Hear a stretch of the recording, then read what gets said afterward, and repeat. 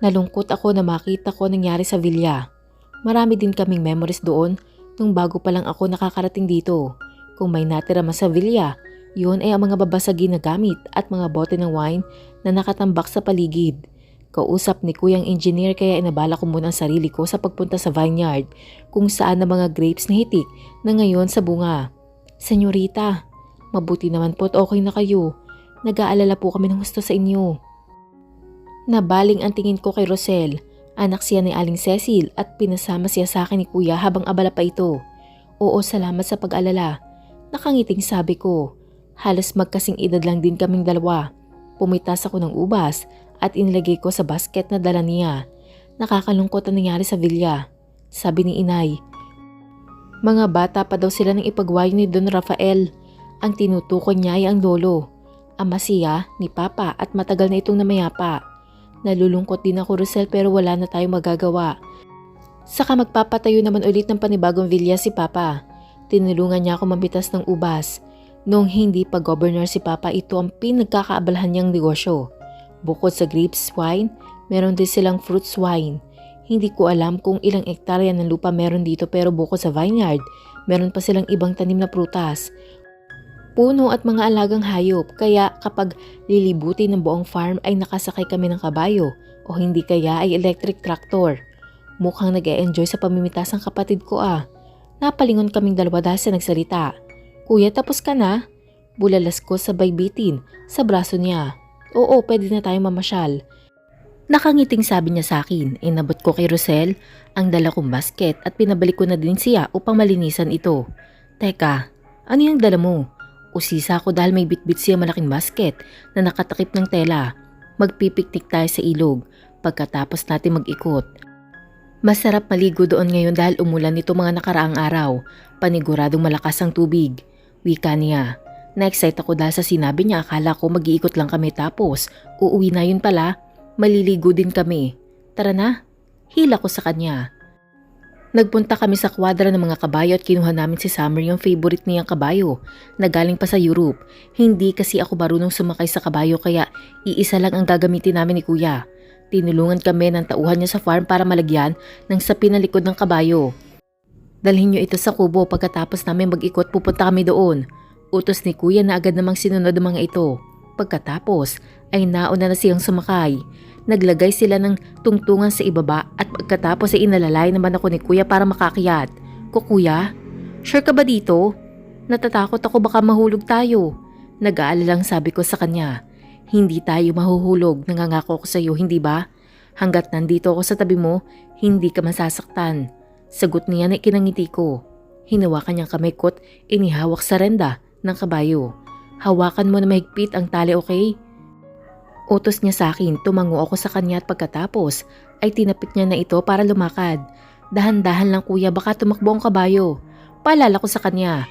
Naramdaman ko mainit niyang hininga sa bato ko at naghatid ito ng ibang pakiramdam. Hawak din niyang kamay kong nakahawak sa renda ng kabayo. Mabagal lang ang paglakad ni Summer at masarap sa pakiramdam ang sumakay sa kabayo. Hindi kasi masakit sa balat ang araw dahil maaga pa at medyo diklom ang langit. Ang ganda kuya. Namamangha kong sabi sa kanya. Madami kasi akong nakitang wildflowers sa mga damuhan at may mga baka at kambing din na nangangain ng damo. Maganda nga dito kaya nga kahit gusto kong maging piloto, tinanggap ko na rin ang maging businessman para matulungan si dad sa hacienda at sa winery.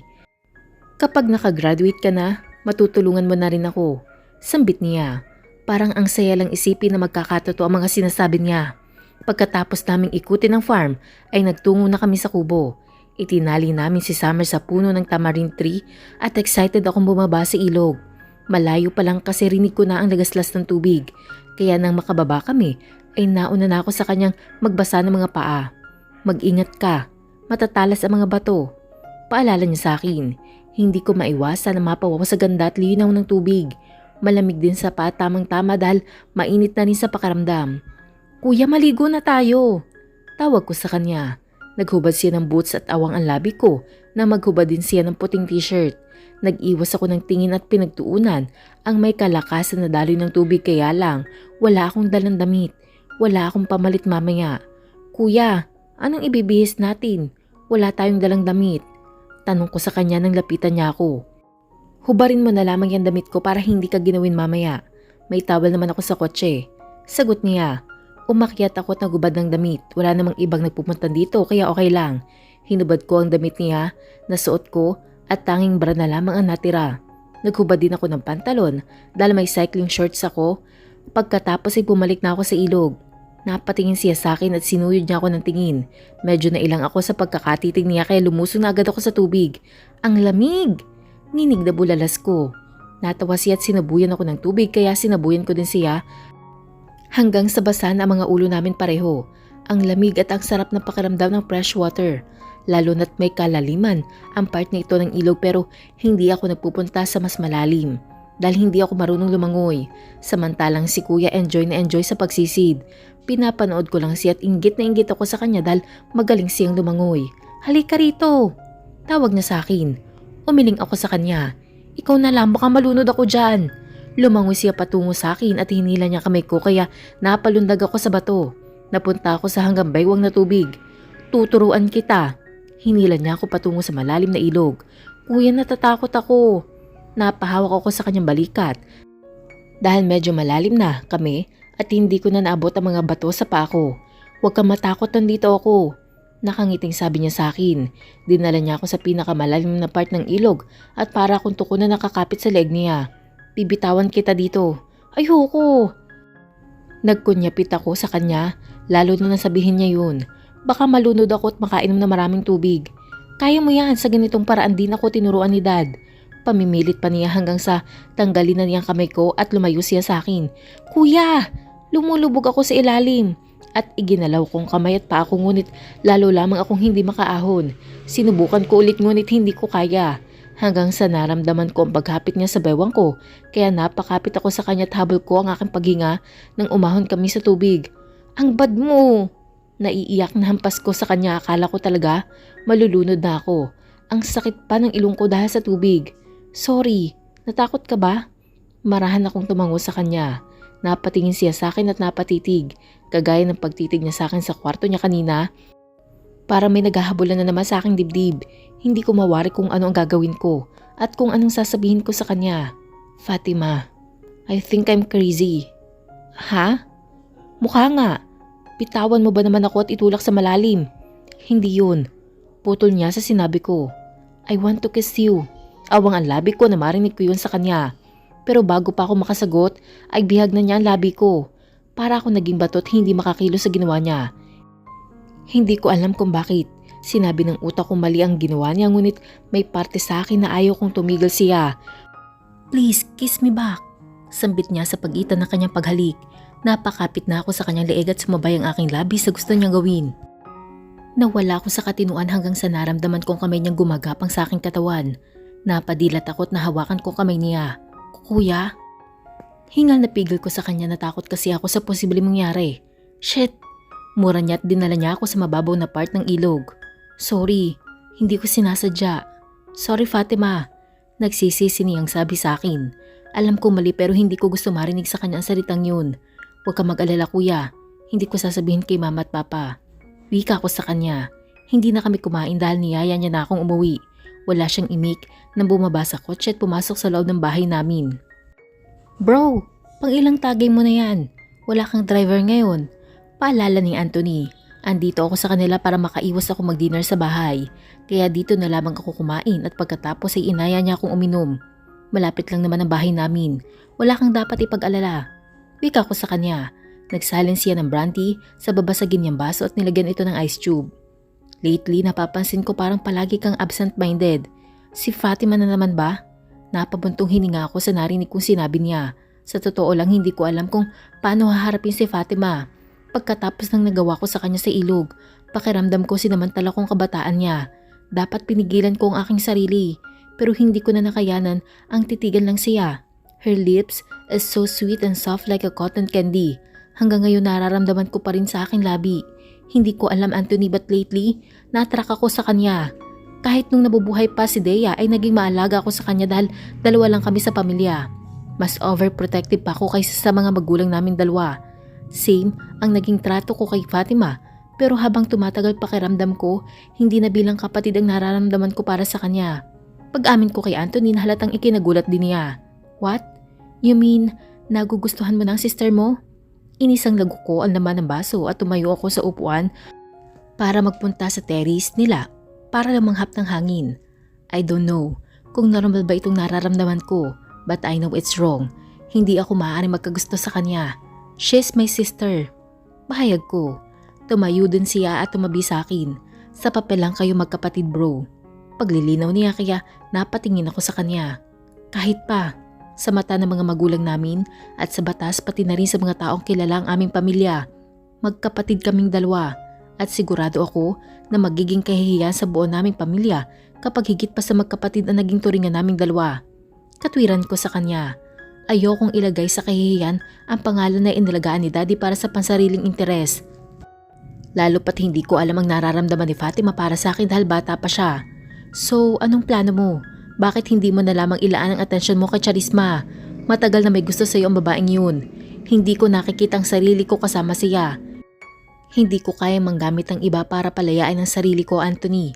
Kapag hinayaan kong pumasok si Charisma sa buhay ko, parang binigyan ko na rin siya ng pag-asa na maging kami. Bro, hindi mo naman siya gagamitin para makalimutan mo ang nararamdaman mo kay Fatima. Ang ibig kong sabihin, bakit hindi mo subukan na mahalin si Charisma? She's a nice at pretty pa. Bukod doon maganda ang impluwensya ng mayor niyang ama sa San Alfonso. Paliwanag niya sa akin kahit paano ay may sense naman ang sinabi niya. Pag-iisipan ko, ilang minuto din ako nanatili sa kanila. Bago ako nagpasyang umalis, I think I need to go. Nagpaalam ako sa kanya dahil alas 11 na ng gabi at maaga pa ako bukas. Halos 20 minutes din ang ibiniyahe ko bago ako makauwi sa bahay. Patay na ang ilaw sa kwarto ni Fatima. Panigurado kong natutulog na ito. Pagkapasok ko sa bahay ay nagulat ako na madatnan ko siya sa sofa, nakahiga at natutulog. Hindi ko natiis na hindi siya lapitan. Fatima, gising! Tinapik ko ang braso niya at unti-unti siyang dumilat. Kuya? Bumangon siya at naupo. Sinilip niya ang wall clock. Kanina pa kita hinihintay. Namumungay ang mata na sabi niya. Nagpunta lang ako kay Anthony. Bakit mo ako iniintay? Kasi nag-aalala ako sa'yo. Akala ko kasi galit ka sa akin. Kinuha ko ang kamay niya at pinatayo ko siya. Let's go to your room. Hinila ko siya paakyat sa hagdan patungo sa kanyang kwarto. Nang makapasok na kami ay iginiya ko na siya sa kanyang kama para mahiga. Kuya, may problema ka ba? Bakit amoy alak ka? Usisa niya. Napainom lang ng konti, matulog ka na. Akmang tatayo na sana ako pero hinila niya ang manggas ng suot kong polo. Wala ba akong goodnight kiss? Kinintalan ko siya ng halik sa noo. Yung nangyari kanina, sorry hindi ko sinasadya. Dapat hindi ko ginawa yun. Sambit ko. Kuya, I know bad yun pero okay lang sa akin ay kinis mo ko. Hindi ko inaasahan na marinig yun sa kanya o baka dahil bata pa siya kaya hindi niya pa alam ang mga sinasabi niya. Hinawakan niya ang mapula niyang labi at natatempt na naman ako na halikan siya ngunit kailangan kong umiwas na hindi madala dahil ayokong pagsamantalahan ang mura niyang kaisipan. Bata ka pa kaya hindi mo naintindihan ang nararamdaman mo. Matulog ka na. Tumayo ako at lumabas na ng kwarto. Damn! What's happening to me? Hindi pwede magpatuloy ang ganito kapag nagkataon na hindi ko mapigilan ang sarili ko. Baka hindi lang yun ang magawa ko. She's young and innocent. Ako ang may tamang pag-iisip kaya dapat akong kumilos ng tama. Nakatulong ang alak kaya nakatulog ako na mahimbing. Pagising ko'y bumaba na ako para mag-almusal. Nakita ko agad si Fatima. Tinutulungan niya maghanda si Inay Carmen. Ang bait naman ng anak ko. Papuri ni Mami sa kanya. Asa na yung kape ko? Tanong naman ni Daddy. Kukunin ko na Daddy, babawasan ko ng sugar yon kasi masama sa health mo. Sabi ni Mami. Nakangiting sabi niya. Simula nang dumating siya sa buhay namin nagkaroon ulit ng kulay ang mundo naming lahat. Nakakangiti na ulit si Mami at nakakatawa na ulit si Daddy. Likas sa kanya ang pagiging malambing sa aming lahat. Ito na, your favorite. Inilagay niya ang kape ni Daddy at napatingin siya sa akin. Kuya, nagluto ako ng pancake na may cheese. Yung favorite mo? Masayang sabi niya. Naupo ako sa upuan at inilagay niya ang pancake sa harapan ko. Pasensya na kuya kung medyo nasunog yan. Kasi malakas po yung apoy ko, hindi ko natansya. Sabi niya, medyo sunog kasi ang pancake na ginawa niya. Kumuha ko ng tinidor at tinikman ng pancake. Okay lang ba? Tumango ako sa kanya habang ngumunguya pero hindi siya satisfied sa naging sagot ko. Maupo ka na. Utos ko sa kanya at naupo na siya sa tabi ko. By the way anak, pwede bang ikaw muna ang umattend sa piyesta ng San Alfonso? Wala kasi akong time sa ganoon dahil marami pa akong inaasikaso. Wika ni Dad. Okay lang Dad. Pagsang-ayon ko sa kanya.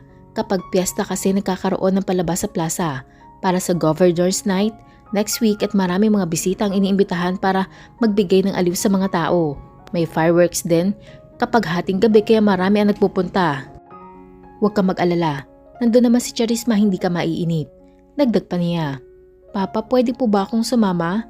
Tanong ni Fatima, kaya nabaling ang tingin ko sa kanya. Hindi pwede, marami ng lasing sa plaza kapag ganoong oras. Wika ko, pero kuya may body. Enough, Fatima. Putol ko sa sasabihin niya. Anak, tama ang kuya mo, maraming pupunta doon.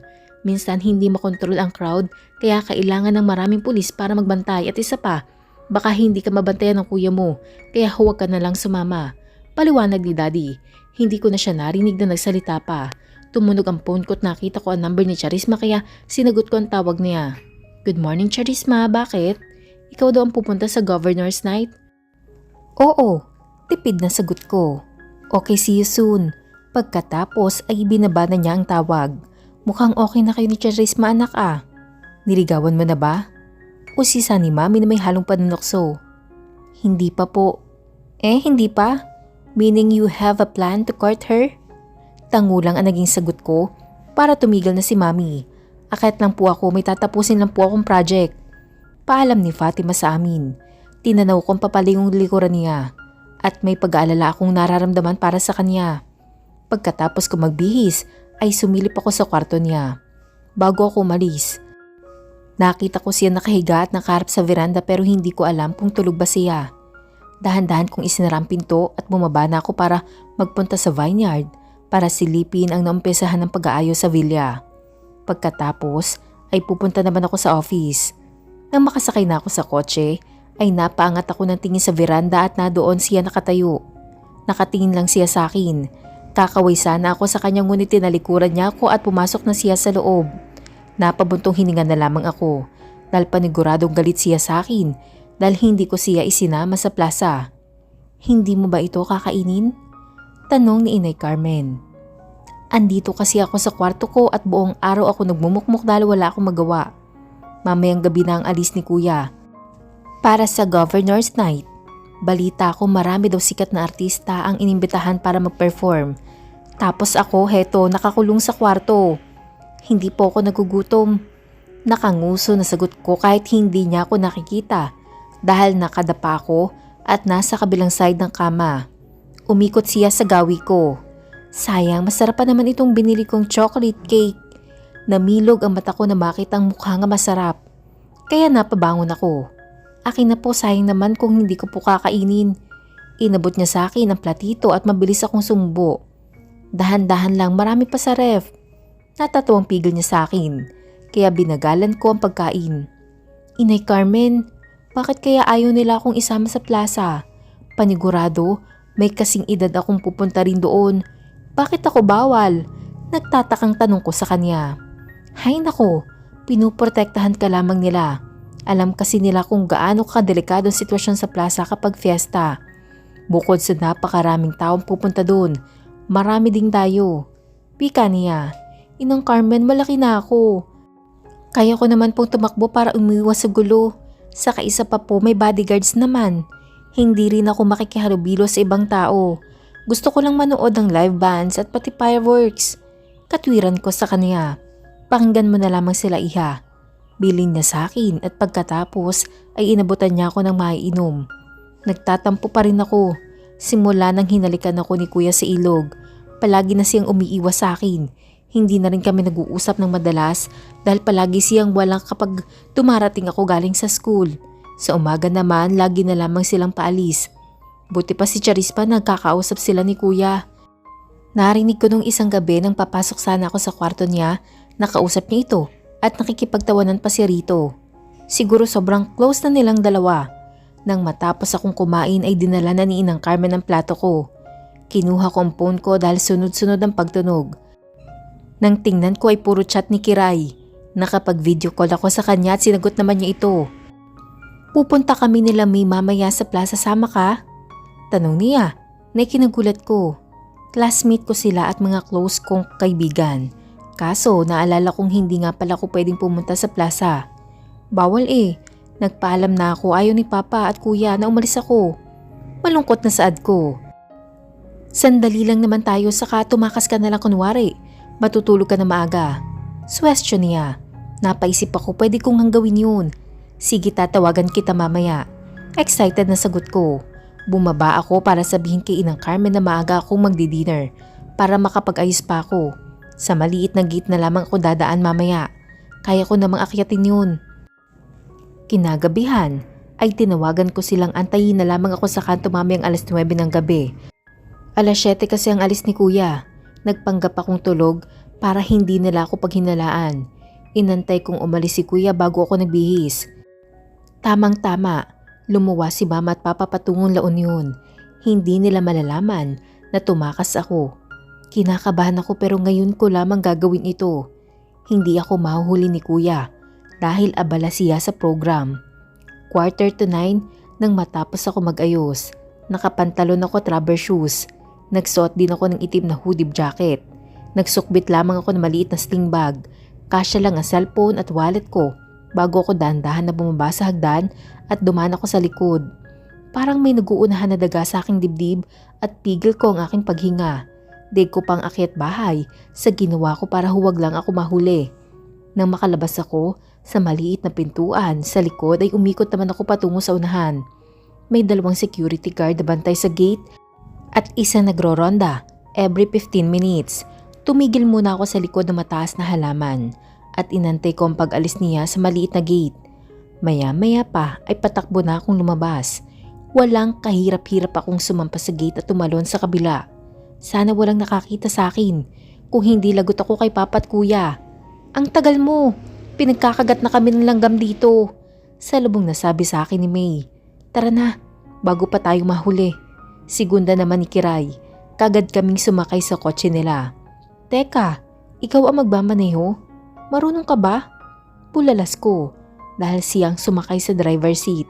Oo naman, next year pa ako makakakuha ng license pero marunong ako. Kumpiyansa na sagot niya. Kaagad niyang pinandar ang kotse at tinungo namin ang plaza. Ang siya namin habang nasa biyahe. Pakiramdam ko, nakahinga ako na maluwag at nakalaya. Malayo ang lalakarin natin dahil maraming tiyangge dito. Hindi tayo pwede mag-park sa malapit sa plaza. Imporma ni Kiray, ikaw na ang bahala. Sagot ni May, wala akong idea sa gagawin namin sa plaza. Nakwento ko kasi sa kanila nung Lunes na gusto kong magpunta sa plaza at sabi nila maraming beses na daw sila nagpupunta kapag piyesta. Pero hindi ko ina-expect na isasama nila ako. Itinabi ni Kiray ang kotse sa iba pang nakaparadang sasakyan. Pagkatapos ay bumaba na kami. Wow, ang daming tiyangge! Bulalas ko. Malakas na ingay ng live bands ang naririnig ko. Sa lakas parang hindi ko sila marinig. Nilapitan namin ang mga tindahan at tiningnan namin ang mga paninda nila. Sayang wala akong dala na malaking bag. Wika ni May. Oo nga eh, mahirap magbitbit kapag puro plastic. Segunda naman ni Kiray. Patingin-tingin lamang kaming tatlo sa sari-saring tinda sa paligid. Street foods! Hindi pa kami kumakain. Busog na mga mata namin sa katitingin ng kaliwat kanan na kainan. May mga prito, ihaw, mga kutkutin at mga masasarap na pagkain na itinitinda sa bawat food stands. Para kaming mga patay gutom sa pag-order ng iba't ibang pagkain. Mabuti na lamang at hindi ko inubos ang dinner kanina. May paglalagyan pa ako sa kinain ko ngayon. Tara, manood na tayo ng program. Ayan ni May sa amin. May ngat-ngat pa akong inihaw na mais na may butter. Nakipagsiksikan kami sa mga maraming tao na nanonood din. Fatima, yung kuya mo! Bulalas niya. Nagkandahaba-haba ang leeg ko na tumingin sa stage at nakita ko si Kuya. Kausap niya si Charisma at pareho silang nakaupo sa dulo ng stage habang pinapanood ang mga nagpe-perform sa harapan. Totoo bang chismis? Girlfriend daw ng kuya mo si Charisma? Tanong ni May kaya bumaling ako sa kanya. Sino may sabi?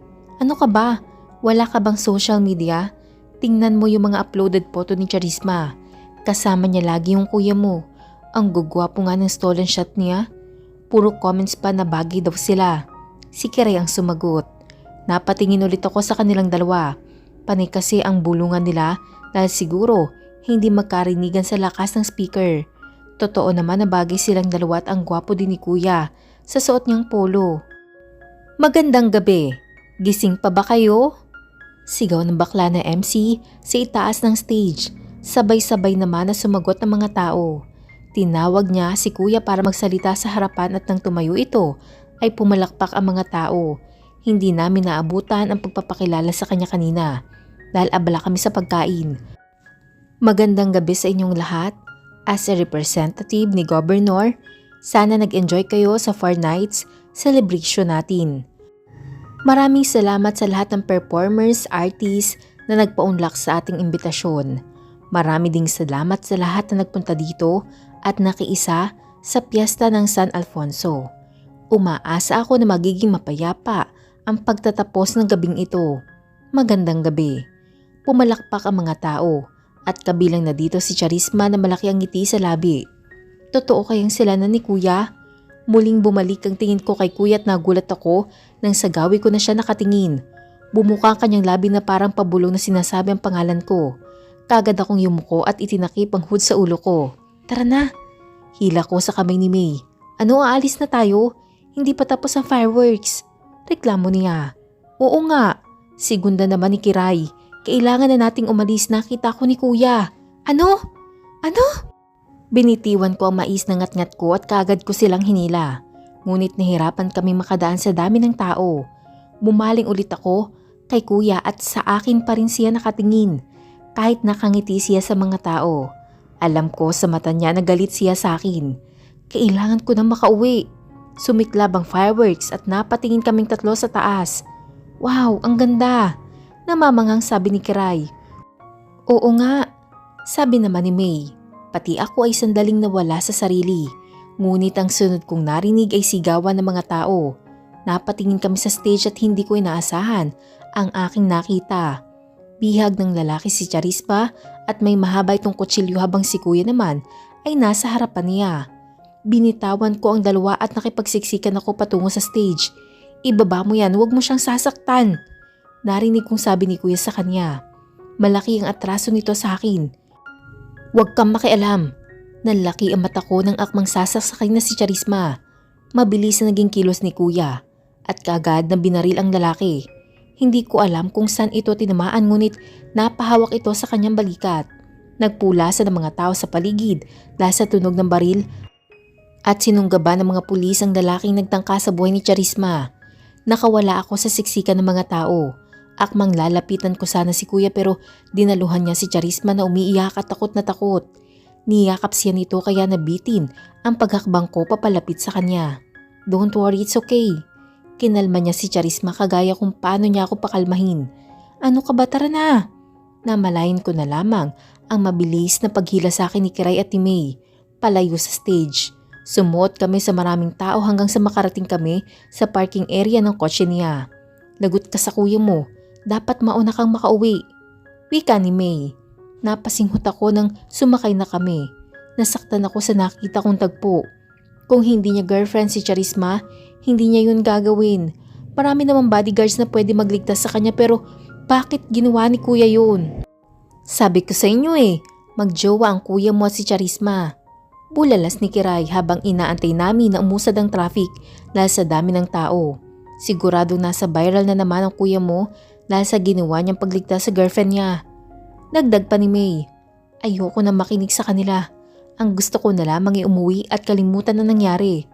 Halos 1 oras ang itinagal namin sa biyahe dahil sa sobrang traffic. Nang bumaba ako sa kotse ay bukas sa maliit na gate kaya madali ako nakapasok. Hinubad ko ang rubber shoes na suot ko bago ako maingat umakyat sa hagdan patungo sa aking kwarto.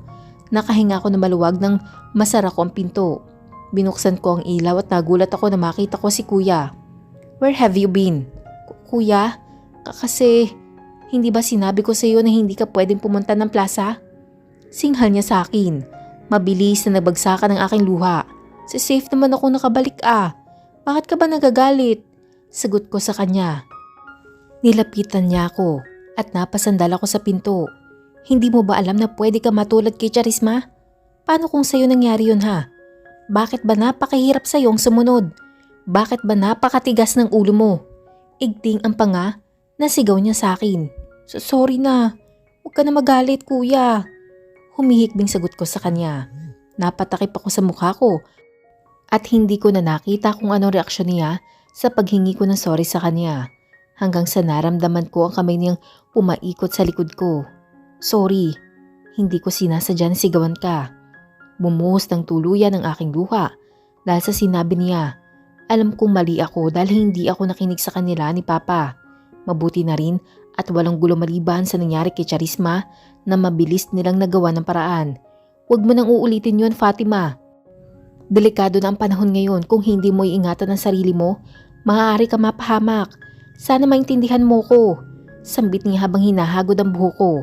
Marahan akong tumango sa kanya. Magpalit ka na ng damit at magpahinga. Bukas na tayo mag-usap. Pagkatapos niyang sabihin yun ay hinalikan niya ako sa noo bago siya lumabas ng aking kwarto. Ibinagsak ko ang aking puwet sa malambot na kama. Naalala ko na naman ang yakapan nila kanina ni Charisma. At inaamin kong nasasaktan ako. Kung patuloy kong mararamdaman ito, paniguradong mas may sasakit pa sa nararamdaman ko ngayon para sa kanya. Kumusta? Nagaruti ka ba ng kuya mo pag-uwi? Salubong ni Kiray sa akin pagpasok ko ng school. Wala sa sarili na tumango ako sa kanya. Yan, takas pa more. Litanya naman ni May, nakakasulpot lang din at hingal pa dahil hinabol kami. Anong sabi? Sinumbong ka ba niya kay Gov? Napatingin ako kay Kiray at umiling. Hays, ano ba namang kwento yan? Para naman ako may kausap na robot. Tango at iling lang.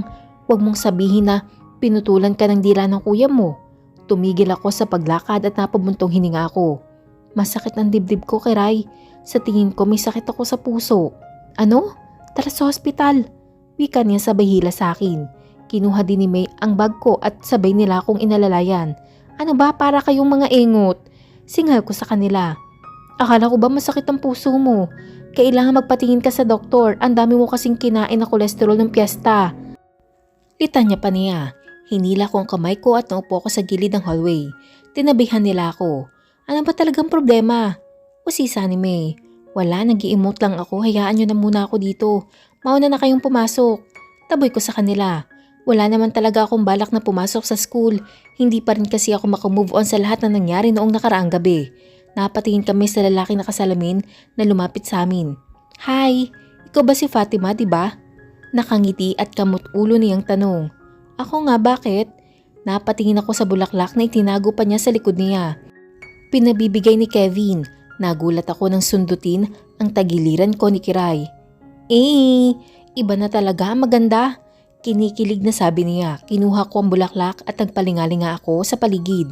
Nakita ko si Kevin na may hawak na soccer ball. Nasa open field kasama ang team niya. Ngumiti siya sa akin at pagkatapos ay nag-practice na ulit. Pakisabi salamat. Wika ako sa lalaki nag-abot sa akin ng bulaklak na hindi ko rin kilala pero nakikita ko siyang kasama lagi ni Kevin. Pa-share naman ang kagandahan dyan. Nakangising sabi ni May. Alam kasi nilang simula nang lumipat ako dito ay naging crush na ako ni Kevin.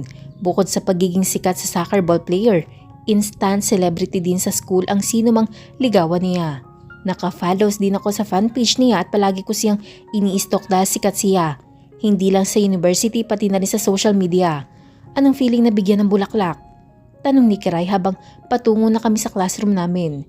Masaya pero ewan ko, naguguluhan na sagot ko. Yes, ibang mapansin ng crush pero iba kapag si kuya ang nasa harapan ko. Anong ewan ka dyan, ibig sabihin yan? Nagpakita siya ng interes sa'yo. Diba single siya ngayon? Baka gusto ka niyang ligawan. Panunokso ni Kiray na kinasinghap ko.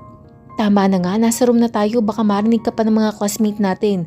Baka kung anong isipin nila tungkol sa amin. Saway ko sa kanila. Pagkapasok namin sa loob ay abala ang ibang classmate namin sa paggamit ng cellphone. Kiray, nakita mo na ba yung video ng piyesta? Di ba nagpunta kayo sa plaza? Salubong sa amin ni Randy, kaibigan ni Kiray. Patingin kami. Kinuha niya ang phone ni Randy at tiningnan namin yung video. May nakapag-upload na pala na nangyaring gulo sa plaza at kitang-kita pa doon ang pagyakap ni Kuya kay Charisma matapos niya itong iligtas. Grabe ang swerte ni Miss Charisma. Bukod sa napakagwapo ni Kuya, kaya ka pa niyang ipagtanggol. Siguradong mas maiinlove si Charisma sa kanya. Bulalas ni May. Naupo ako sa upuan ko at walang gana akong nakinig sa usapan nila. Nang mag-lunch ay sabay-sabay kami napunta ng kantin. Nag-order kami ng chicken and rice pati na ring gulay at naupo kami sa sulok. Hi! Pinabibigay ni Kevin. Nagkatingin kami nang ilagay niya sa ibabaw ng table namin ng isang balot ng Yakult. Pagkatapos at tinalikuran na rin niya kami. May pagkatorpe din pala ang isang yun. Palagi na lamang si Labo ang inuutusan. Nakangising sabi ni May. Huwag ka na nga magreklamo. Libre na nga yung Yakult mo. Ang sweet kaya. Segunda naman ni Kiray at tinira kaagad ang isang Yakult. Parang sa kanya ibinigay. Nasa kabilang dulo pala ang table nila. Ngumiti ako sa kanya at nakita kong niloloko siya ng mga kabarkada niya. Baka magalit si Kuya kapag nagpaligaw ako. Kaya hindi niya pwedeng malaman ang tungkol sa bulaklak. Ibinigay ko ito kay Kiray bago kami maghiwa-hiwalay. Teka, di ba crush mo si Kevin? Bakit binibigay mo sa akin ang rose na bigay niya? Nagtatakang tanong niya sa akin. Sa'yo na lang yan, baka makita pa ni Kuya. Alam mo naman, may kasalanan pa ako. Ayoko magalit ulit siya sa akin. Bata pa daw ako para magpaligaw. Katwiran ko. Oo nga pala, sige akin na lang yan. Nakangising sabi niya sabay lagay sa bag niyang malaki. Nang umuwi ako sa bahay, ay nagpalit muna ako ng damit. Bumaba ako para maghanap ng kutkutin dahil nagugutom na ako. Kumuha ko ng sandwich at nagpalaman ako ng mayonnaise na may boiled egg. Pagkatapos ay kumuha din ako ng Coke and can. Naupo ako sa sofa at binasa ko yung notes na sinulat namin kanina. Napatingin ako sa pinto at bumungad sa akin si Kuya. Kuya, hi! Tumayo ako at sinalubong ko siya ngunit hindi pa ako nakakalapit sa kanya ay sumulpot na si Charisma sa likod niya. Hi Fatima! Nakangiting bati niya sa akin. Lumapit siya at inabutan niya ako ng isang maliit na paper bag. Chocolates yan. Sabi kasi ng kuya mo, favorite mo daw yan. Napatingin ako kay Kuya at ngumiti din siya sa akin. Salamat. Nauutal na sagot ko. Bumaling si Kuya sa kanya. Antayin mo lang ako dyan. Magbibihis lang ako. Paalam niya sa akin. Bumalik ako sa upuan at inilapag ko ang chocolate sa ibabaw ng glass table. Naupo siya sa tapat ko kahit hindi ko sinabing maupo siya. Niyaya pala ako ng kuya mong lumabas. Baka kasi nagtataka ka kung bakit ako nandito. Parang may tumusok sa puso ko na marinig ko yung mula sa kanya. Wala pang sinasabi si Kuya sa akin na silang dalawa na ni Charisma. At ayoko ding tanungin dahil ayoko malaman ang sagot. Ganun po ba? Tumango siya sa akin at matamis ng ngiti. Inalok ko siyang kumain ng sandwich pero tumanggi siya. Inabala ko ang aking sarili sa pagbabasa ng notebook para hindi niya na ako kausapin pa. Pero ang totoo, wala sa notebook ang atensyon ko kundi nasa paligid ko. Halos 5 minuto din kaming tahimik at dumating na rin si Kuya. Nakabihis na ito at pormang-porma pa sa date nila ni Charisma. Napatingin ako sa phone ko dahil may tumatawag. Binilhan kasi ako ni Mama ng bagong phone dahil nakasama sa pagkasunog ng villa ang phone ko. Hello? Sino to? Tanong ko nang pindutin ko ang answer button. Nakita ko natigilan si Kuya at tinitingnan ako. Kevin? Paano mo nakuha ang number ko? Nakangiting tanong ko. Hindi nakaligtas sa akin ang pag-arko ng kilay ni Kuya. Akala mo siya lang ang pwede magkaroon ng girlfriend ha? Bahala na. Ano? Pasaway talaga yun. Bakit ka napatawag? Kinuha ko ang platito na pinaglagyan ko ng sandwich at tumayo ako at inirapan ko si Kuya bago ako lumakad patungo sa kusina.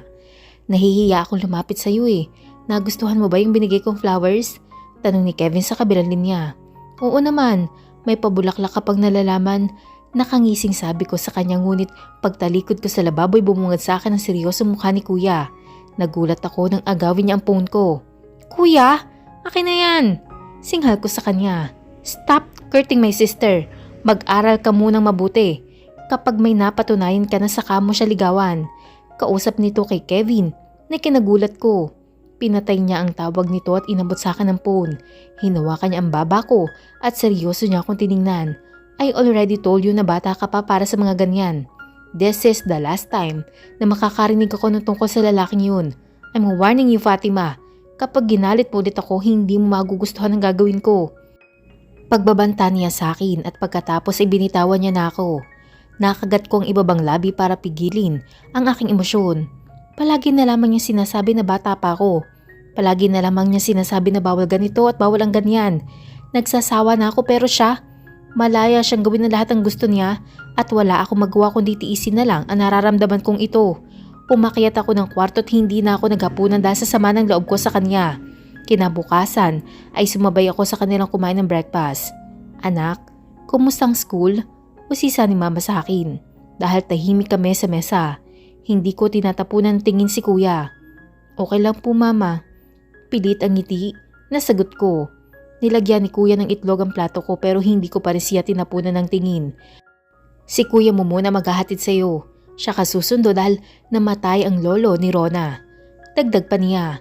Akala ko makakaiwas na ako sa kanya pero siya ang maghahatid sa akin.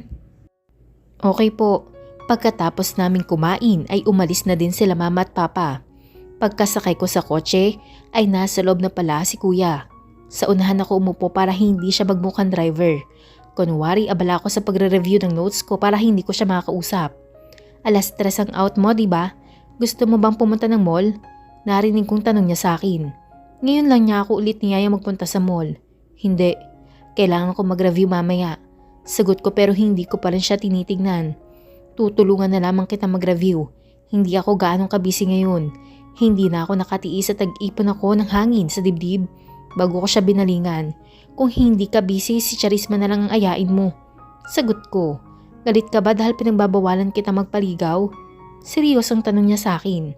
Hindi ako galit sa'yo tsaka isa pa. Kapag nag-18 na ako, pwede na ako magkaroon ng boyfriend at hindi mo na ako pwedeng pagbawalan pa. Naka-cross arm na sabi ko sa kanya. Nakataas pa ang kilay ko nang sabihin ko yun dahil naiinis talaga ako sa kanya. Yan ang akala mo. Nakangising sabi niya habang nagmamaneho. Hindi ko na lamang siya pinansin at pagkarating namin sa school ay bumaba na ako. Susunduin kita mamaya. Pupunta tayo sa mall pagkatapos tutulungan kita mag-review. Be okay. Nakangiting paalam niya sa akin. Iniis na tinalikuran ko siya pagkatapos niya akong awayin at dalhin si Charisma sa bahay. Hindi ko siya mapapatawad ng ganun lang. Muli po, sabay-sabay po nating abangan ang susunod na kabanata. Maraming salamat po.